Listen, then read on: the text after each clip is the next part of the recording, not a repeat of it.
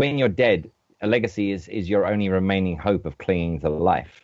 It's about living on in some way, and that in itself is Yeah. comforting. But isn't it weird the things that we think we're going to live on in, like a tombstone or a Yeah. scholarship fund, or, I mean, even like the people who are getting really serious about this are like the transhumanists are saying, well, I'm going to put my consciousness in a computer. Right. You think, okay, let's say that could happen.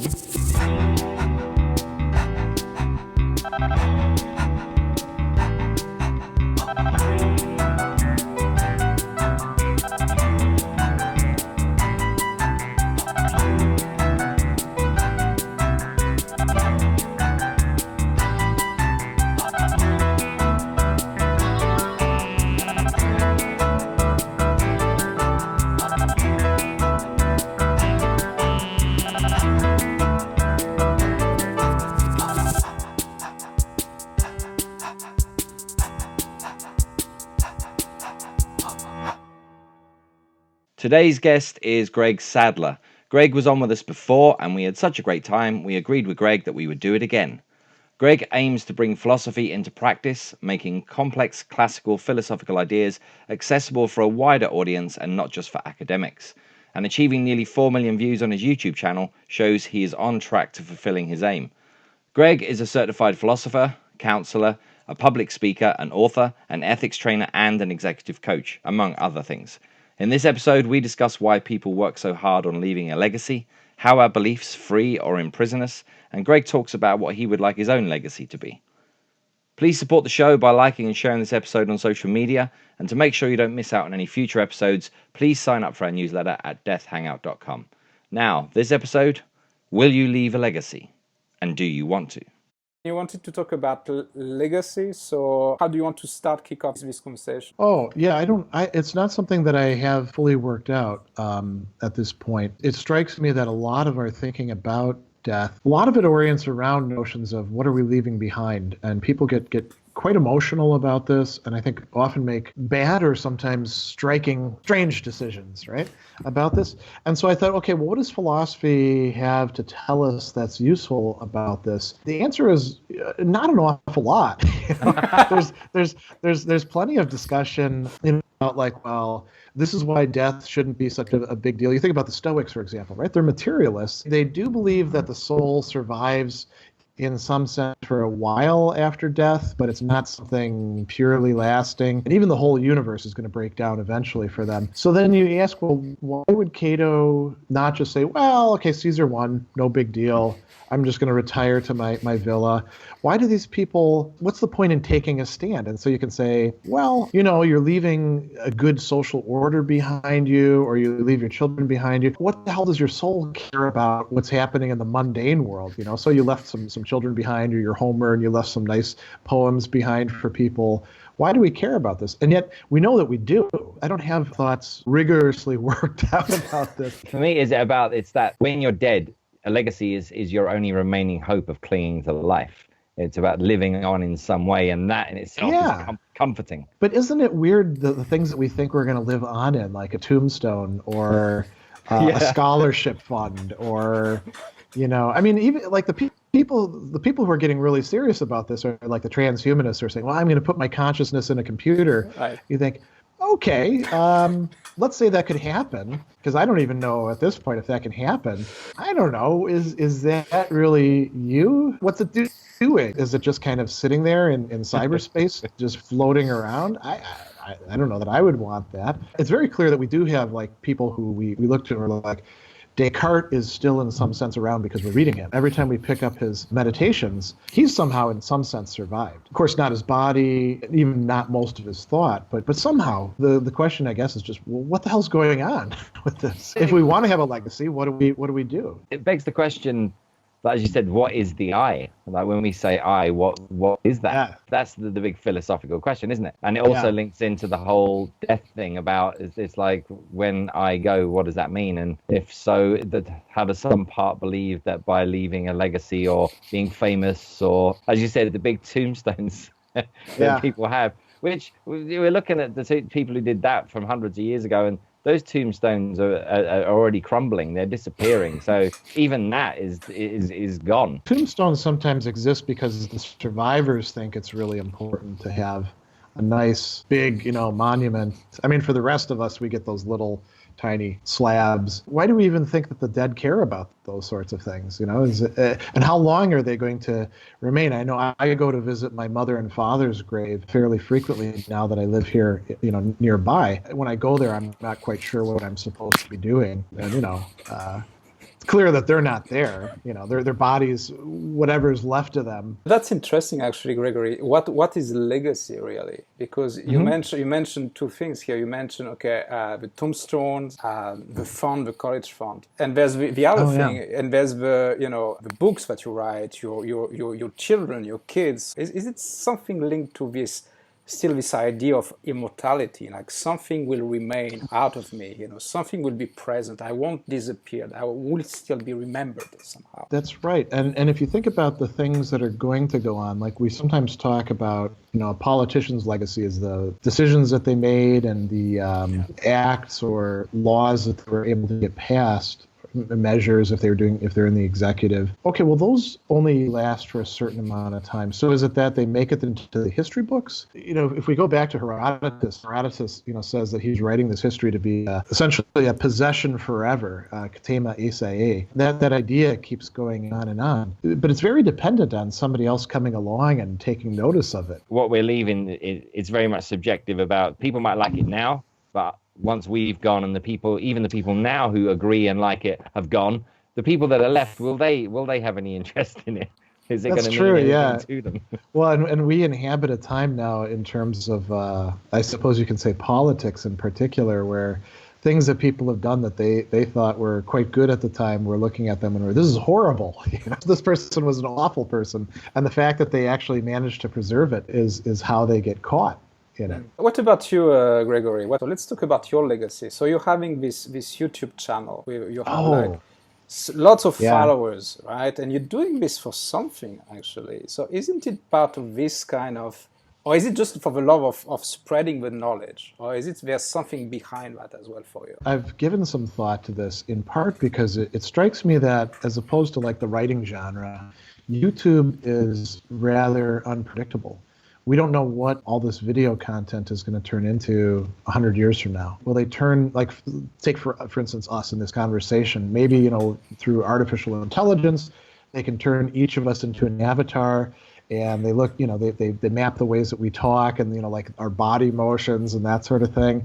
And so each of us gets a certain data set. Then they can put whatever words they want in. So they could continue this conversation for 8 hours and just pump in extra stuff. Oliver and Keith and Greg just chatting. And none of us are the real people anymore. We're just these avatars.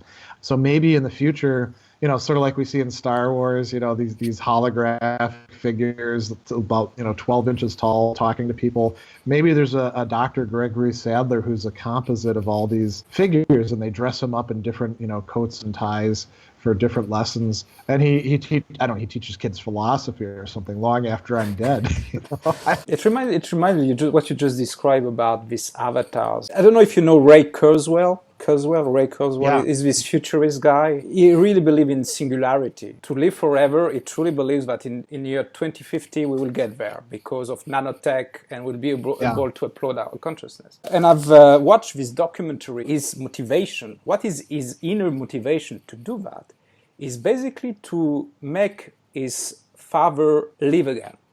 Basically he has, in his mind, he has so many memories of his father. He has pictures, his own ambition, his inner motivation, why he does that so much, is for his father to be back to life again somehow.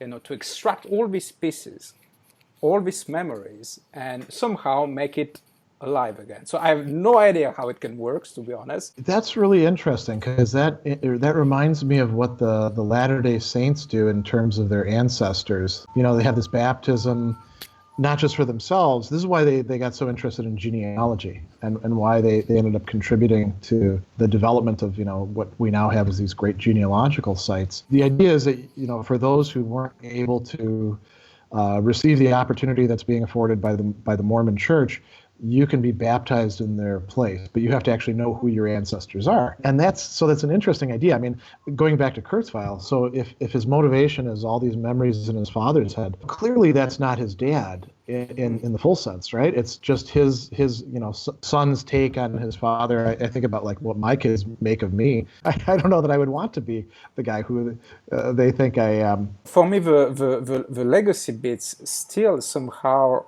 for me at least, is this fear of death somehow. It's linked to that. This fear of to disappear totally. We don't know what will happen after. So at least let's put a flag here. I've been here. I've done this. I've contributed it somehow to the societies, and please remember me, or somehow. Maybe it's very simplistic. So you use the word fear. I guess you could say that a lot of existential crises that people have, people suddenly realizing that this portion of life that we've got is not necessarily coming to a close like tomorrow, but it's becoming more limited. Especially once you pass 40, you're like, well, probably half is behind me unless modern technology really improves our lifespan. So what am I going to do with this remaining half? Because I probably screwed up the past half, devoting it to the wrong stuff. Okay, how am I going to more intentionally live the portion that I've got? And what good is that going to do? Some people are like, well, hell, I'm going to enjoy myself as much as possible. I worked really hard up till this point. I deprived myself of a hedonistic lifestyle. Now I've got the money to do it. Let's try that. And that usually turns out to be fun, but empty after a while. Some people manage to make it last the rest of their life, but I think those are pretty rare. Either they run out of money or they run out of fun. Yeah. I think you're right. There is that affect of fear or anxiety that arises. I don't know that's the case for everybody. I think some people are genuinely concerned with, well, what am I leaving behind in the world that has made it into a better place? I don't know that that's all that common, although maybe it's more common than we think. I like this view because it's a much more optimistic view. Like it's much more coming from the heart. I really want to help people. I want to really help to develop humanity and do good. Much more than motivated by fear, which is still very egocentric. Like coming from a very I want to still to be here. No, it's much more like your legacy is to help, is to develop. And I like this idea a lot. And I hope that you're right. So then do you think that, going back to this idea that you guys have of death as a life coach and the work that you guys do, that part of the work that's needed, whether one-on-one or in death cafes or, more structured things, is to help people transition from that fear mentality to mentality of, I don't know, what would we call it, desire instead, or hope, maybe? Of values, actually. The way that I work myself is try to break all these beliefs that you may have, which are usually come from anxiety. This belief of I shouldn't do this, I cannot do that, and that really put you kind of in prison. And when you really listen to your values, to your heart, to what you really would like, the real shift is to look not from the outside but from the inside and look at your values, who you really are. And the real question is that. Who are you? What are the values that really motivates you? And usually when you reach that, usually you don't talk to the mind, but you talk to the heart of the person. You talk to this thing that really motivates the people behind. That's the hope for me. It's not coming from a fear-based, which is basically the outside telling you what to do. You should become an engineer, you should become a doctor, you should do this or you should do that. But really follow what is inside you. Yeah, it reminds me of somebody, he's a French philosopher that I particularly like from the 20th century, Gabriel Marcel. He talks about, there's the realm of problems, things that we can sort of solve, and we develop techniques for them. And that's great. If you've got cancer, you definitely want a problem-oriented doctor working on it. And he says that's the realm of fear and desire. And then there's a deeper realm where we've become more personally involved, and it gets a lot messier and a lot trickier because we ourselves realize that we're implicated within the problem. And he calls this the sort of the realm of the mystery. And he doesn't necessarily mean that in a religious sense, although it could certainly go that way. And he says that this is the realm of despair and hope. Fear is not the counter to hope. Despair is the counter to hope. But these two, you might say, levels are the opposites to each other. I mean, how we face our own death. I think too, to talk about coaching, when we're doing coaching well, our clients come to us with problems, and we don't just take a sort of, okay, I'm going to take a complete step back and then give you the same advice that I would give to anybody else in your particular situation. We get involved, not so that we lose our objectivity. We dialogue with the person, and like you said, we interact with them on the level of the heart rather than just the head. Bringing it back to what Olivier said about the values, it's that whole alignment with self. From my limited knowledge of the Stoics, it's that also being living in line with nature, so including your own nature, your own values. So one of the big things that came out of my coaching training is that you don't coach the problem, you coach the person. So that's where it comes into. So it brings it back to those values, and that in terms of from a legacy point of view are we going to feel better at the end having felt aligned and living in line with our own nature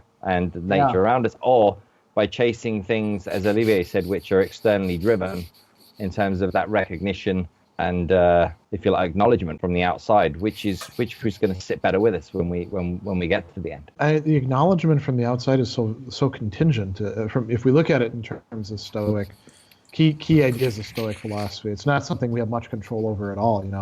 Epictetus says reputation is one of those things, doxa, that we have. It's just not in our control, and everybody chases it.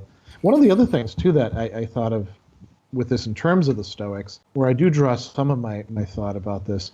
So the Stoics had this idea of oikeiosis, which is literally making others part of your household would be a good way to describe it, or developing affinity. First, we have that with respect to ourselves. We do like ourselves, even if there's parts of us that we don't like, right? We keep ourselves eating and drinking, and when push comes to shove, in the dark alley, we don't offer ourselves up. We push the mugger away, but we can extend this to other people. And so I think you guys are familiar with this notion that comes to us from Heracles of these concentric circles. You start with the self, and then you've got the family, and then you've got like your neighbors, and it can extend out to the whole world in Stoic cosmopolitanism.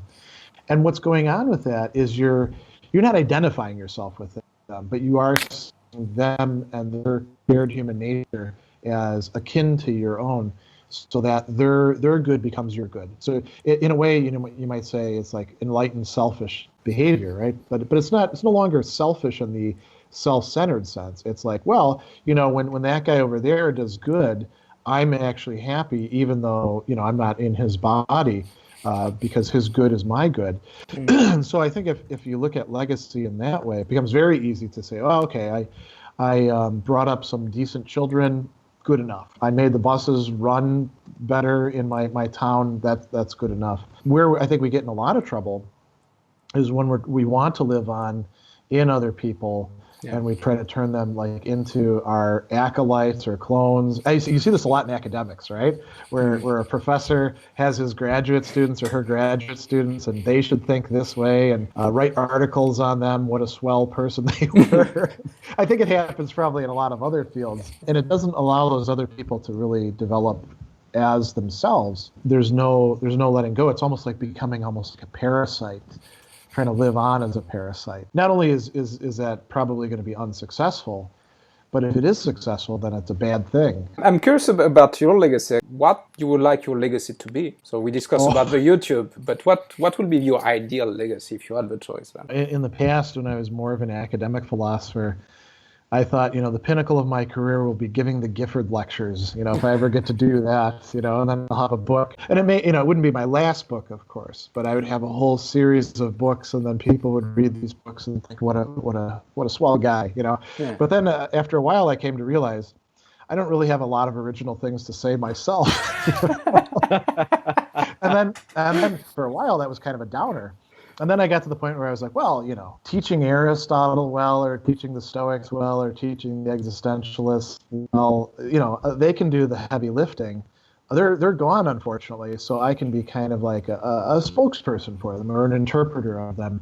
And I'm very happy to do that sort of work. If I had to pick somebody who I kind of look up to in that respect, it would be like Paul Ricoeur. He's great at doing that kind of work. And unfortunately, he doesn't get read a lot. But maybe with like reading, it's more about getting read by the right person at the right time. It's not about getting read by everybody and being on the New York Times bestseller list or anything. Then, as my career took a more popular and practical direction, I guess there's, when it comes to my professional life, there's really two main things I'd say where I think in terms of something like legacy. One is the YouTube videos. And like I said, I don't know what's going to happen with that. I'll just keep churning out the content and filling in some of the gaps. And hopefully the internet will take care of itself. And then, working with organizations, I'm really interested in how organizations function and doing some coaching or workshops or consulting in terms of that stuff. I guess I see some of that as things that could become part of a legacy, although I don't think that I'm going to down the line have more than like a short Wikipedia article that lists books or something like that. I don't imagine that at one time I think I had the ambition of people saying, oh yeah, after Heidegger and McIntyre, then there was Sadler, right?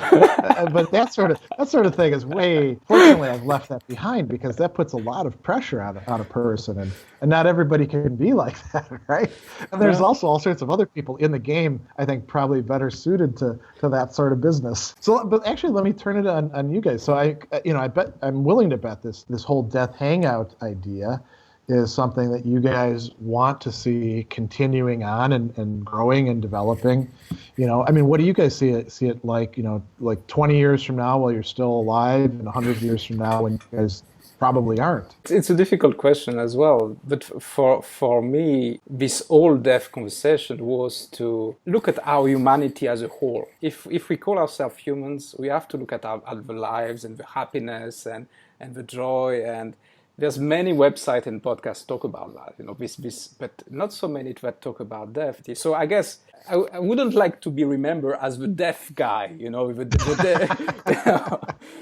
death guru who brought this. What about you? I mean, I honestly haven't thought that far ahead or anything. It's more of a now in the people we've spoken to, the books we've read, the sort of research we've done. There's definitely something in it. I think just it's that whole, once there is a contemplation of death there, it changes us in that moment when we're thinking about it.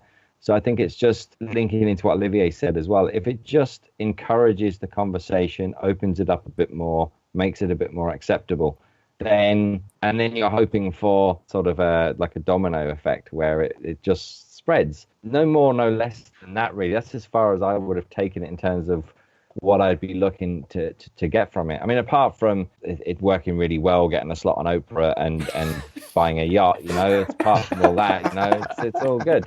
So if we think about like what professions handle thinking about legacy, we've got like estate planners, I guess funeral home people, the morticians. They try to get you to buy things ahead of time. You want the oak coffin. What do you want happening at your funeral? And I guess life coaches to some degree, although there's probably a strong emphasis of people like saying, don't think about that. Let's just focus on the nice stuff. I don't think we have too many other professions where people, college presidents, right, are always soaking people for money. Hey, will you create this scholarship? But I don't think we have too many other things where people are in a thoughtful way approaching legacy. We use the word a lot in terms of like sports. Such and such a coach created a legacy with the team, and look how the team is doing now that he's gone. We do it in academic things, political legacies. We talk about what's Bill Clinton's legacy. Yeah. Is it something professions can bring in is there a way of bringing it in to actually influence and improve people's approach within it? I think from a mindset point of view, it's like getting perspective. I mean, even as you, Greg, were talking there about legacy and listed the things off, my immediate response was to think of money, power, achievemons around the concept of legacy, as opposed to legacy leaving the place better than when you left it.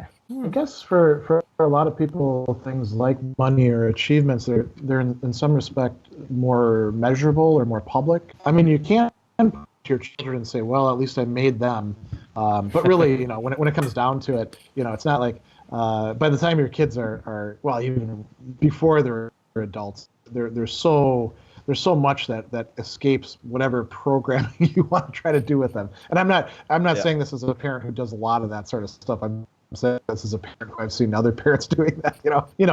They just sort of become they're their own animals, so to speak. But you're right. Yeah, people point towards how much they've got in the bank and how much they left to this foundation. Again, for politicians, how many laws did you actually enact? These are measurable things. Yeah. But the good that you did, I mean, it is kind of measurable, but it's not measurable by the same criteria, and it's not as public. It's interesting. We find out with people like Prince, right? When he died, there were all these people who came forward, and we've seen this with a few other celebrities too. And they're like, this guy did so much good and didn't want anyone to know about it. That's definitely a legacy there, right? It's not putting out there as an absolute. We think this would happen, but we see enough sort of evidence in there and just how it changes people that if it was brought into day-to-day conversations, it was brought into professions and philosophies around what we're about, what we're here to achieve. Could that shift? Could even just that small subtle shift to getting people to think less short-term, less instant gratification, less symbols of success in the current sort of paradigm that you just outlined? Yeah, I could think of 3 immediate spheres of application for that. One would be in families between not just parents and kids, but imagine in your extended family, if you routinely had conversations between the older generation and the younger generations about what are we leaving behind, and then you could think about this in terms of business organizations. If a lot of businesses like to talk the talk of being ethical and we're all about changing the world, but a lot of them it's frankly just kind of business as usual. The ones that are devoted to that, if it's not just going to be kind of a superficial branding thing, then I don't know, maybe that would be part of a weekly meeting, open-ended discussions about what is the legacy of this firm. And that could influence the decisions so they're not so oriented to just, we've got to get through this quarter. Maybe they think in terms of 5-year. And boy, that would be really useful in academics, where I think there's a lot of people that are especially mid-career, if they're not burnt out, they're really thinking hard about their legacy and often disappointed about what it is. This is where the research versus teaching becomes very, very important, because if you think about what a college professor does and the impact that they make, there's scholarship, and you might write a very important book, like McIntyre's After Virtue, but most books aren't that important. I think my book that I designed to be a research tool for these French Christian philosophy debates, which was published 6 years ago, I think it sold maybe about 600 copies so far, mostly the libraries. Not that bad, Yeah, and that's I think the norm, right? And most academic articles are not actually read. If they are, it's by 5 people on average.